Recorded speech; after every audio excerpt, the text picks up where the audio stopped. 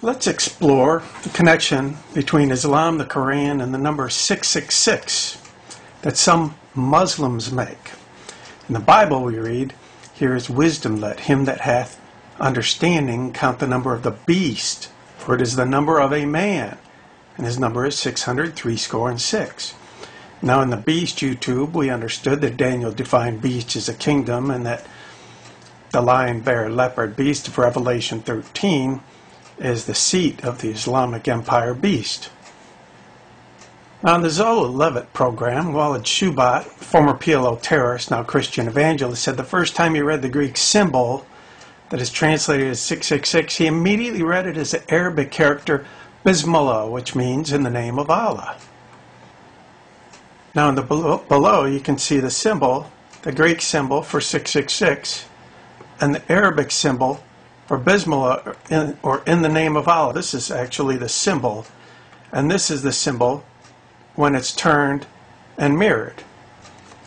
Now crossed swords are also a symbol for Islam, so we can see that these crossed swords here, part of the number 666, we may have both Islam and in the name of Allah in the Greek symbol for 666. Now if this seems a stretch, consider that he reads Greek and was raised in Arabic and indoctrinated into the Islamic religion. And when we consider how this Arabic character is stylized, you can see literally hundreds, perhaps thousands of these variations, artistic renditions of this symbol. So you can see that an Arab raised in Islam would immediately recognize it. They even find the symbol in nature, on the sides of fish and on trees. So it would not be a stretch that he would recognize it that way. Well, let's go on to the submission sect that actually marks the Quran, the Prophet Muhammad, and Islam with the number 666. Here's an example of one of their websites. And this says, "In the name of God, most merciful," and I've excerpted some quotes, but you can see this is the headline of their website, 666. Here's another.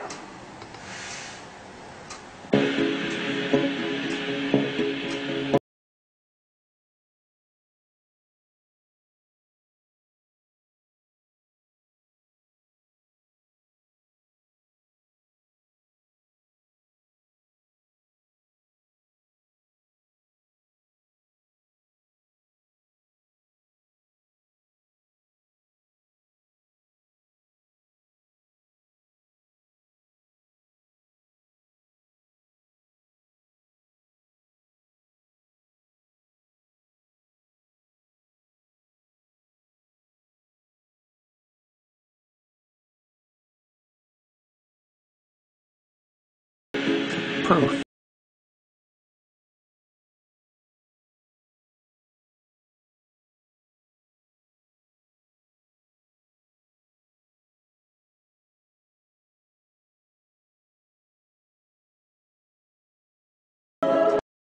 Please visit or Yahoo 66619.org, and you can find many websites that proffer that 666 marks the Quran and Muhammad. In their words, the number 666 is highly publicized all over the world and it is associated with evil and danger. However, it's not what it seems. It was a satanic trick. The trick was to prevent the people approaching the 666. Satan knew that the 666 is the book of God and the people should be kept away from it. According to his plan, he placed a bad image to the number 666. The truth is that this Quran is the 666, the book from the Lord of the universe. The first surah in the Quran, 666, is praise.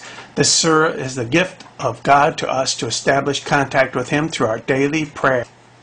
You can search Quran 666 or search Surah 1 to Surah 36 is 666.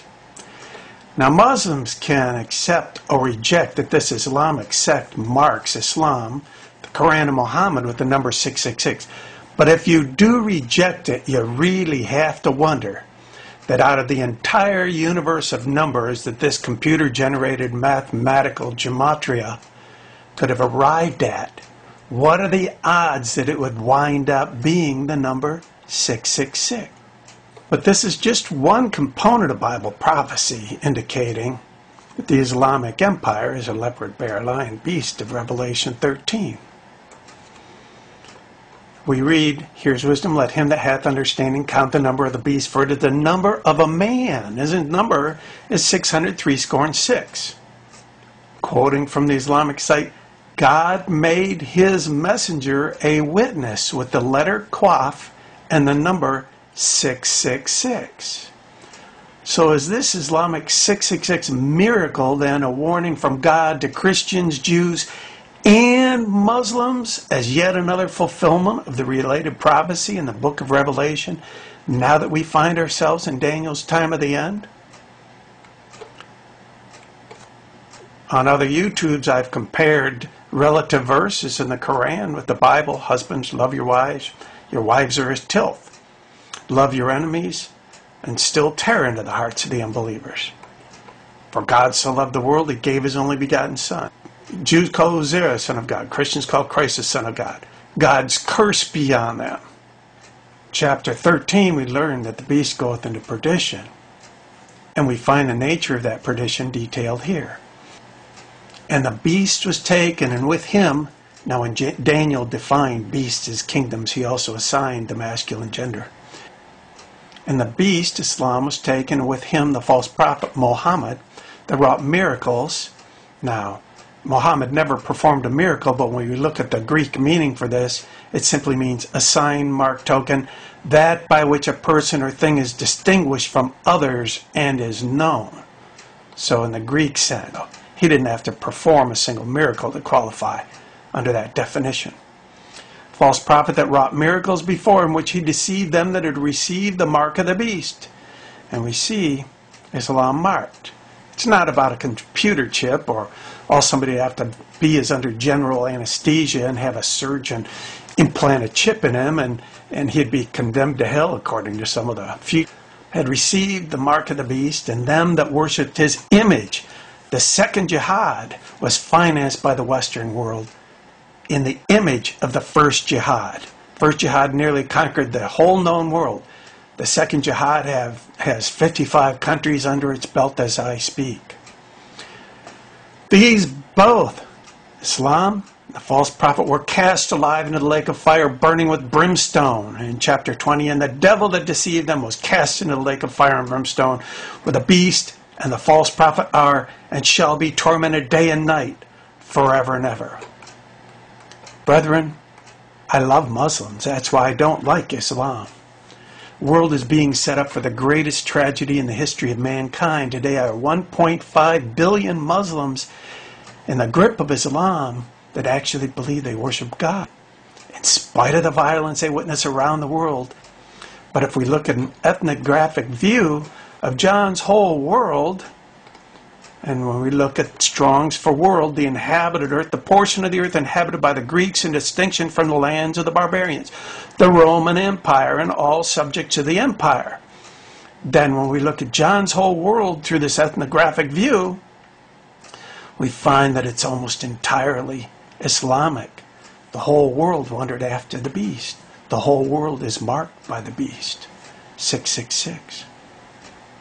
So Jesus could return today. Zechariah, we learn, in that day I'll make Jerusalem a burdensome stone for all people. All that burden themselves with it shall be cut in pieces, though all the people of the earth be gathered together against it. That sounds more like a headline from today's papers. Please visit Israel and BibleProphecy.com and BeholdTheBeast.com for much